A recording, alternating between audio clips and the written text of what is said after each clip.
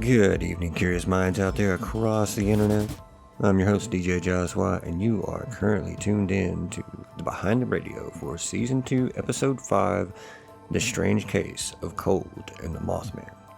And tonight, we're going to do things just a little bit different. Instead of the usual recap that I do on these, I thought that we would examine the facts from the last episode and just kind of see if we can sort fact from fiction and get to the heart of what actually happened starting in that early November of '66 in and around the town of Point Pleasant, West Virginia. I really hope that you all enjoyed that episode, and it's one that I've wanted to cover for a while now.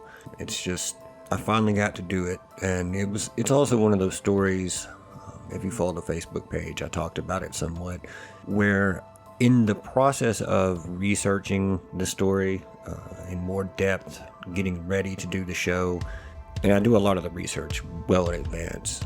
I try to at least have some things and a good understanding of the topic that I'm covering before we get super duper into it. And it was one of those where I came across some stuff and I couldn't verify enough of it, and I felt like I could more easily debunk it than give the story and the end of it. And so that was a point where I didn't know if it would be worth covering, if that would be something that people would enjoy hearing or not. So that's also kind of why I saved a lot of that for this. And I guess speaking of, I should go ahead and say, if you'd prefer not to have the magic of those stories like potentially ruined for you, I would suggest just skipping ahead to maybe like the halfway point or so and just checking out the news section tonight, because and no harsh feelings, I totally understand, but I feel like in the end, and I'll say this many more times in this whole episode, but in the end, it's kind of up to you if you want to believe. So if that is your choice, then I absolutely respect it, and I'll be waiting for you a little past the halfway mark, probably in the news section. And if this is your first time tuning in, what are you doing here? This is definitely not where you want to start this show. Head back. At least season 2, episode 1 would be a pretty good starting point, if not season 1, and start there. And just go ahead, it's okay. We'll be waiting right here for you as soon as you get caught up. Alright, now those guys are out of here. Thank you guys for tuning back in. I love each and every one of you, and we've got some info tonight. I've got some news that we're going to cover, and it should be a good show. So, without further ado, let's get into it.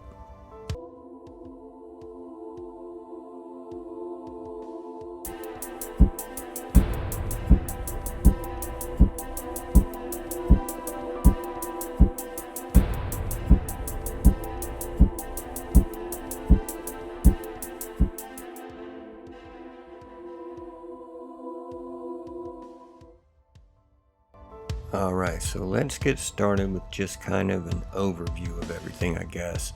And last week we covered the two main stories, both of which took place in early November of 1966 and roughly 51 miles apart. I did my best to give as factual as possible of an overview of both of those stories, along with some other arguably related accounts of other things that happened in that area during that time period. I made the choice to stick to the newspapers and eyewitness accounts as much as I possibly could, and to kind of stay away from the two books that really served to popularize both those cases the most, for sure. Those being Woody Derenberger's 1971 book, Visitors from Lanulos, as well as John Klein's 1975 book, The Mothman Prophecies. I did so because while I believe that something occurred in both of those cases, to some degree, I also personally feel that a lot of liberties and hyperbolic additions, I guess would be a good way to put that, were contained in the books. maybe for the sake of making the stories more compelling, making the plot line more cohesive, or just which is a bit of a stretch with the Mothman prophecies, or just to tell a larger story than there was in reality. If there were elements of the stories that you may have felt were missing, then there's a good chance that those were details from one of the books, or possibly fabricated completely for the movie adaptation. In the case of Indrid Cold, unfortunately, a vast majority of what we, quote, know about that story comes from Derenberger or his daughter Tanya's books, which I'll get into that a little bit more in just a minute. But first, I want to further distinguish the Smiling Man, Indrid Cold, from the stories of the Grinning Man, which would seem to actually predate the first recorded encounter with Indrid Cold, and vary quite a bit in appearance. Both stories tend to involve UFO activities and often get confused due to their similarities. While there are a ton of personal accounts out there involving strange run-ins with the Grinning Man, one of the most famous early accounts comes from October 11th of 1966, so a little bit less than a month before Derenberger's run-in with Indrid Cold. And it was an alleged encounter by James Yonchidas and Marvin Muniz while they were walking home one evening from seeing a movie. And this story takes place in Elizabeth, New Jersey, actually, along 4th Street and New Jersey Street, when they reached a dark section below an overpass to the New Jersey Turnpike. There was a large, high wire fence that prevented anyone from walking from down there all the way up to the turnpike, basically. And the two boys stopped there under a street light, which gave them the ability to see beyond the fence and to get a good look at the entity that was standing on the other side, which James described as being, quote, the strangest guy we've ever seen. He was the first to notice the entity. He would later tell investigators that, quote, he was standing behind the fence. I don't know how he got there. He was the biggest man I ever saw. And Marvin would state that James then nudged him, asking, who's that guy standing behind you? Which he then looked and would tell investigators, quote, I looked around and there was behind that fence, just standing there. He pivoted around and looked right at us. Then he grinned a big old grin. There had been similar reports in the area at that time, including someone being chased by a, quote, tall green man on that same street earlier that same evening, so the boys fled the scene. When John Keel later interviewed the boys separately, they both told the same story, saying that the man was very tall, well over 6 feet, dressed in a sparkling green coverall costume that shimmered and reflected the streetlights. He also wore a wide black belt around his waist and had tiny round beady eyes set far apart. There was no hair, ears, or nose that was visible to the boys. There had been several documented UFO sightings in the area at the time, and with that distinction being made, let's talk about Woody's encounter and the book he would release based on his ongoing experiences with Cold. While it's possible that something occurred that first night, there are several alternative theories on what that actually was. And this was also around the time that stories involving the notorious Men in Black were first beginning to circulate, popularized largely by the work of John Keel. There's even a theory that Indrid was actually one of these Men in Black. Supposedly Derenberger was visited at one time by them after he had done his interview and told his story.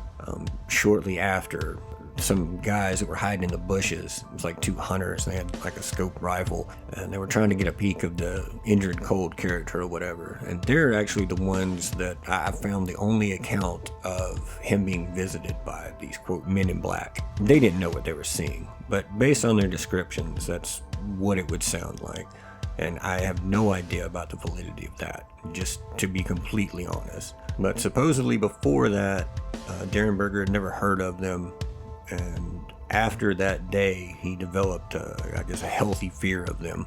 I've also come across bits of information pointing to Cold's possible connections to the CIA and greater intelligence apparatus, and allegations that his craft was in fact an early prototype of a military drone type technology, and it was being used in some sort of psyop, I guess. While I've read some interesting accounts and seen some alleged documents that would seemingly point to this maybe being a possibility, I wasn't able to substantiate any of it. And personally, I don't buy it. But before I tell you my theory on what may have happened during Woody's initial encounter, I want to talk about some of the details of his story and subsequent book that kind of stood out to me and caused me to have my doubts. Going back to what I said previously about this time period, UFOs, space, and aliens are all very, very popular and really first starting to take a major role and be a predominant topic, I guess, of magazines, TV shows, movies. And to say this sort of thing was a significant piece of the collective consciousness would be a huge understatement. UFO sightings were being reported left and right, and all of this was at least in the back of most people's minds around the country at that time. There are several tropes from popular sci-fi that are woven all throughout Woody's story, and while the initial encounter is pretty fantastical on its own, if you factor in the book work, it only gets harder and harder to believe, to be honest. A lot of which seems clearly colored by his own beliefs and thoughts, such as the religious aspects, a single religion, there's essentially Christianity, and so on. Before I get too far into the book's details though, by the way, I also want to add, even most UFO researchers and others in that field, so to speak, don't believe his initial account. While it's definitely the most tame part of his whole story and is loosely verified, quote unquote, by other, quote, witnesses, unquote, in the area, it's ultimately impossible to prove. So back to Lanulos for a minute. I found it strange that this planet in another galaxy, which was a term he clearly didn't have a firm grasp on, is basically Earth 2.0 with moving sidewalks and super fit people. Same sports, same animals, same plants, same air, water, basically the whole planet, which according to him, humans crashed on to start the whole civilization.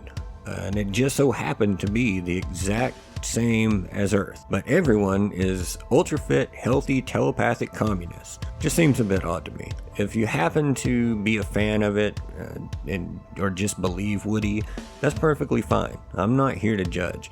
I would just require some substantial proof in order to personally buy into what he's saying. That's all. It's a great story, and there's no harm in thinking that it's real. Now, let's bridge the gap a bit. Woody never wrote anything about the Mothman. He never connected these two entities in any sort of way in his writings. That is pretty much all the work of John Keel, who I spoke about some in the main, but he is an interesting guy, and since he is also the only thing that has put forth any sort of a link between these two events, I feel like we should revisit him for at least a moment. Aside from that rejected article for Playboy, which allegedly first sparked his interest in UFOs, and his overreaching interest in the paranormal as a whole comes from reading a book by Charles Fort, which, in case you aren't familiar, is another pretty interesting guy whose early work was collecting stories in a broad range of strange phenomena and experiences, and he would go on to play a major part in shaping the field of the paranormal, particularly in literature, under the new banner of Fortean, which was obviously a word taken from his last name, and it means of relating to or denoting paranormal phenomena.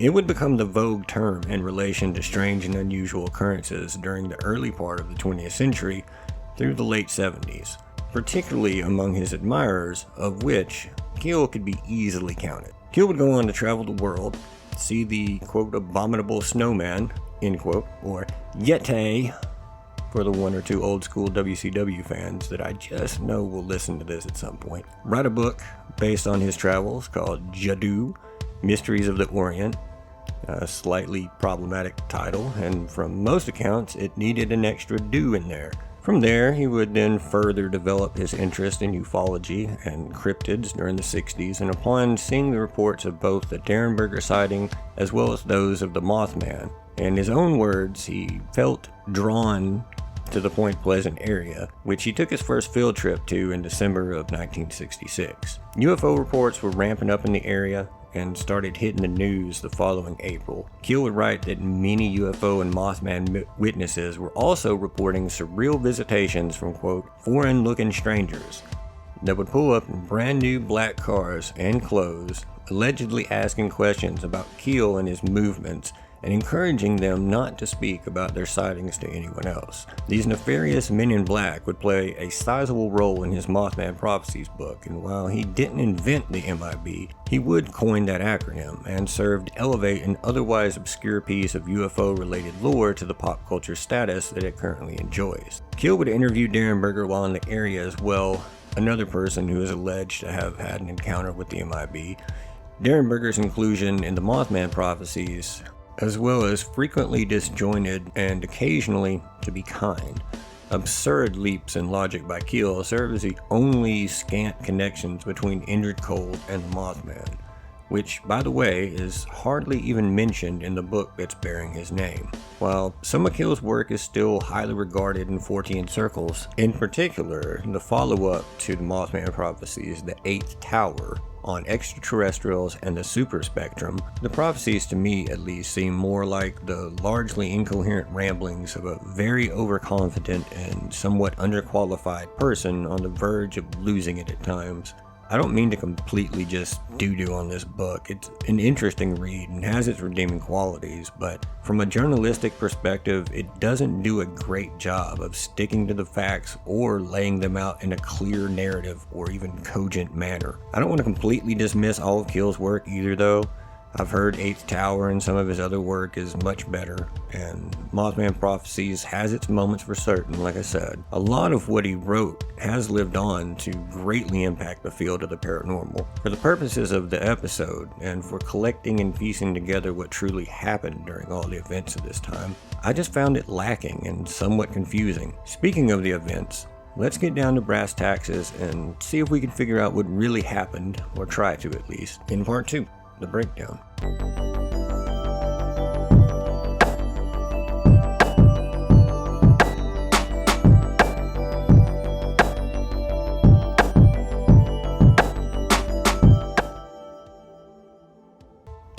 Woody Derenberger is a fascinating character. I guess to get at the heart of his story, we have to look at the first encounter a little bit deeper. His initial report drew an insane amount of interest. The people who evaluated him at the time seemed to think that he wasn't a fraud and that he wasn't fabricating his first contact to the best of his knowledge. In other words, he sincerely seemed to at least believe it himself, that what he was saying was true. While I certainly believe in UFO/UAP, whatever you want to call it, like as a whole, I still struggle to personally believe his story truly happened in the way that he seems to believe that it did. I've been digging into it quite a bit over the last 2 weeks, and I've developed a few alternatives based on the info that I've found. Just for funsies, and to keep the mystery alive a little bit longer, let's just start with the most outlandish, I guess, and work our way towards what I ultimately think is the most likely thing that happened. Again, this is all opinion, and you are, of course, free to believe whatever you wish. I would never try to deprive you of that. Theory 1. It really was a man from Lanulos. I mean, it has to be said, since it has gained such a reputation and following, there's always that, regardless of how infinitely unlikely, chance that it was all true, and that it all happened just like he said. Theory 2. Buckle up, kids. I'm going to weave together a wild one here, based on several unconfirmed accounts and hearsay from that time. Indrid Cold and the MIBs were actually both CIA, with the use of early prototype drone tech, which was actually being developed at that time. They were testing if they could convince the public of various things and engage their response to it in order to study how information was spreading at that time and how easily they could suppress information if they needed to. There are plenty of rumors of a secret CIA base for, quote, testing in that area during that period. And as we discussed way back in the Prelude episode, they certainly are not at all opposed to experimenting on the unwitting and unwilling public. There are also several rumors of them using, yet again, LSD to help accomplish these goals. This, unless they use some damn good acid, would really only account for the initial encounter. But I'll address everything after here in just a second. Theory 3. Returning to more likely possibilities, Woody was driving home in the rain and a car flew by him. Metaphorically, of course. which could have startled an already stressed out guy and triggered an episode of acute psychosis, something to that nature. He felt compelled to pull over in an attempt to collect himself, and another driver saw him on the side of the road, and being the 60s in small town, he pulled over in front of his truck to try and give Woody a hand. Woody's mind, unsure of what was actually happening, began to draw from strange news stories and popular fiction at the time to explain what was happening and kind of try to piece a reality together out of everything. So the man approached the car on the passenger side to avoid standing in the middle of the road on a rainy night, makes sense, and asked Woody to roll down his window, or perhaps it was just instinct for Woody to do so. He could have actually been smiling to try to diffuse any tension or awkwardness, or perhaps he saw the state that Woody was in and did so in an attempt to try and comfort the guy. They didn't speak telepathically, but the voice Woody was hearing was in his head, and it was loud enough to drown out the other man's voice probably. This also explains loosely the line of questioning that Cold asked as the gentleman's questions of where he was headed, where he came from, and other general questions that one may ask someone in that sort of situation, as it was being translated through the filter of Woody's confused mind, and he was hearing a version of those as it was being subconsciously processed and repeated in his head for him. The man probably felt he wasn't getting anywhere and tired of standing in the rain, and likely cold from, given the season and the location that it happened. Hence the tucked hands across, he had his hands hidden and his arms crossed. That kind of explains that posturing. Eventually gave up, and he just left at some point. After this, Woody's episode eventually subsided, and he realized that he needed to get home. This would also kind of account for his visibly shaken appearance upon arriving home. At this point, one of two things most likely happened. Either he still legitimately believed what he experienced was real, and it became as real to him as any other memory, sparking everything that followed, or he realized that it wasn't, but thought it would make for a good, possibly lucrative story, and he decided to run with it. Some combination of this theory is kind of what I tend to believe. I feel like there is some element of truth, at least, to him in the initial encounter, just because he wasn't known to be a liar, one to just make things up. And the frenzy around it all only cost the poor guy his job, family, privacy. The book, however, and everything after the first encounter, I feel was likely done to try and get something out of all that he went through. Again, though, this is just my opinions.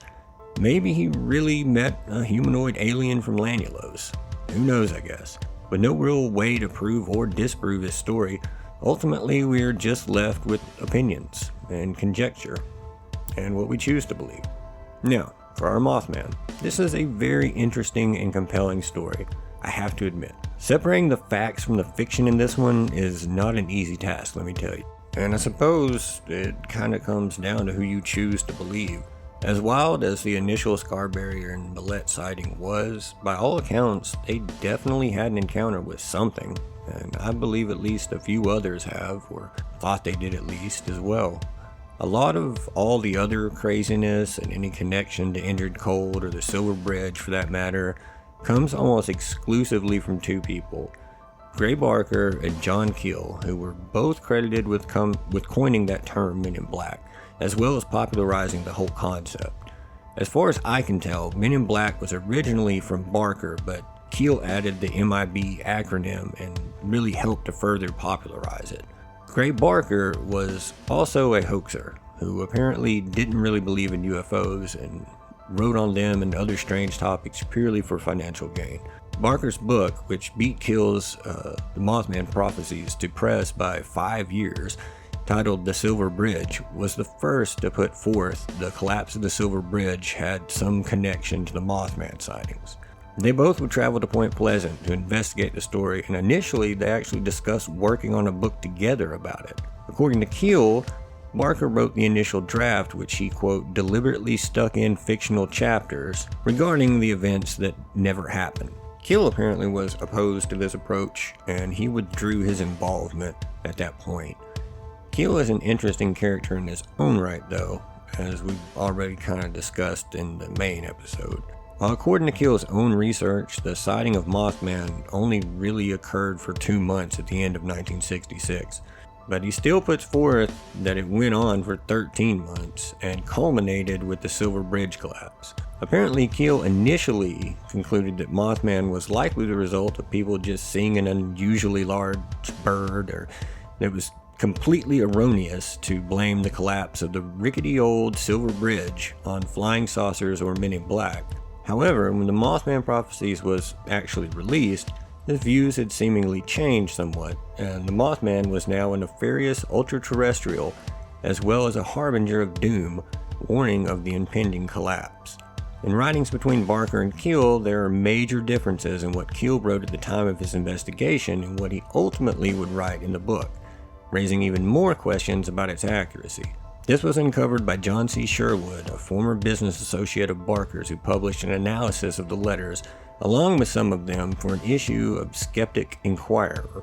So at the end of the day, really, I guess the story of the Mothman also comes down to what you choose to believe. Personally, I lean towards, at least beyond the first encounter, a mix of hysteria, misidentification, profiteering, conjecture, and in the case of the supposed other sightings at major historical tragedies, i.e. Chernobyl, good old internet lore launched in the wake of the movie that took on a life of its own. Despite what some may believe based on some of the things I've historically covered, I'm a person who prefers to deal in provable facts and actual evidence. I personally haven't seen anything from either of these two cases that would compel me, without question, to believe that either of these entities exist. At very least, not in the manner or to the extent that others would have us believe. I hate to take the fun out of things, hence the warning at the start. For those who do choose to believe and find pleasure in hearing about them, or just would like to keep the mystery alive, and that's why I have stayed away from these stories for the most part, and why I choose to save most of these points tonight for the BTR. It doesn't hurt anyone to keep the belief alive, and it allows these stories to live on as a piece of American lore that will no doubt frighten, entertain, and keep people talking for generations to come. So, ultimately, it doesn't matter what I think, or anyone else for that matter. It can't be disproven any more than it can be proven. In the end, it all comes down to what you choose to believe, and that's all that really matters. The Cornstalk Curse, by the way, very much the same thing.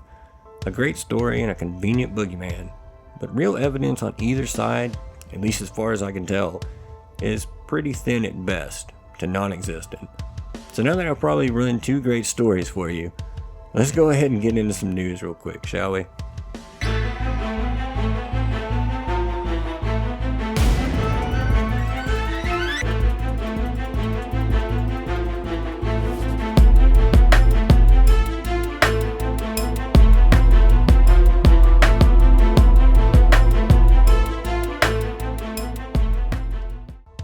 Alright, let's start off with a few bits of news regarding the ever-worsening Ukrainian situation. While it's pretty clear that Zelensky was essentially installed in power to start with, he took it a step further this week by canceling elections and refusing to leave office. Very much like in 2022 when he declared martial law and canceled all elections. Then combined Ukrainian TV stations into a single state propaganda machine, essentially because he said he needed to, quote, combat Russian misinformation. Heard that before. Closed churches and threatened Christians with arrest, and the list goes on and on. While US taxpayers fund the whole shit show. It's absolutely wild to me, guys. Meanwhile, Russia is testing its nuclear capabilities and readying all their systems. Putin recently also made the statement that he would not be able to negotiate a peace deal with an illegitimate government.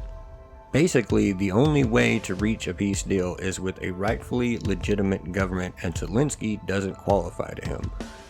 As always with this story, it's ever developing, and I'm watching it carefully, and I'll report back should the situation worsen. Again. In other news, Anthony Fauci and David Morens, the senior advisor to the director of the NIAID, are set to testify before a Congressional Oversite Committee in regards to their actions during the pandemic.